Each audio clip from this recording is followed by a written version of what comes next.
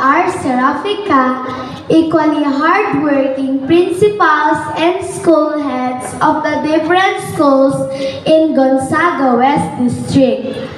The ever-supportive teachers of our school, headed by Ma'am Gloria A. Bumanglag, respected barangay officials through the leadership of Honorable Rex S. Seguridad, school PT officials spearheaded by Miss Febe Y. Garcia, parents, fellow graduates, pupils, visitors, friends, ladies and gentlemen, great morning to one and all.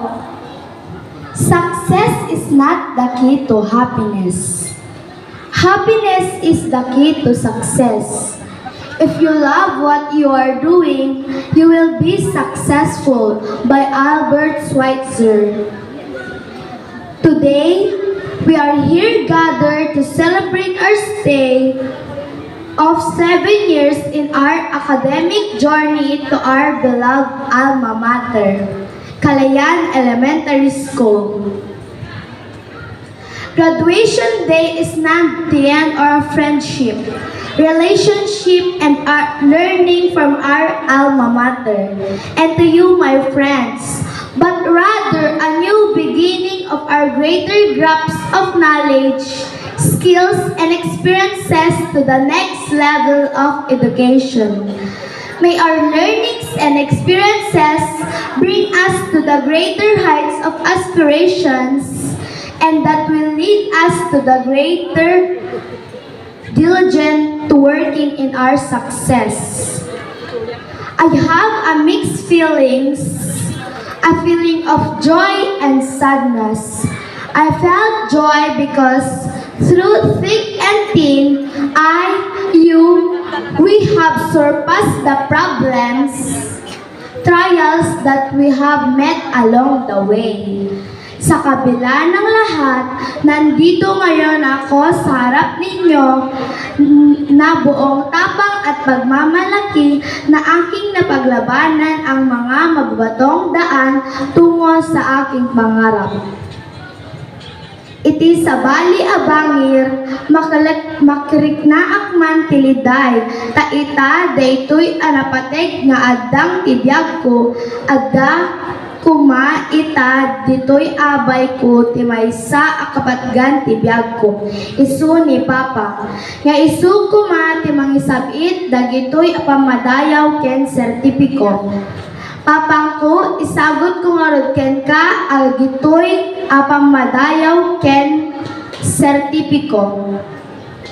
This day, I will not here to inspire you of my greatest achievements, but to tell you of my story, your story, and our story.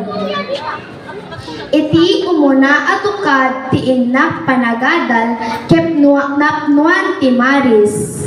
Ada Maris asul ken nalabaga. Ada dagiti kanito ang nakaragragsak kami. Adame ti tiyempo analiday kami. Ada di dagiti kantsawan ken buling akonada. Napadasak met tinabuli. Keti Jack malipatan, edi inbagada kanya nga bobo ka, haan mo deserve ti maging tapwan. Ket dagitoy tinagbalin a karit uno challenge, tapno igaed ko ti agbasa. Dito sa loob ng paaralan, kami nahubog ng 3K. Sa mga kaalaman, kakayahan at kagandang asal na ang aming mga butihing guro at mga dadalhin namin ito sa pagtahak ng daan tungo sa matagumpay na buhay.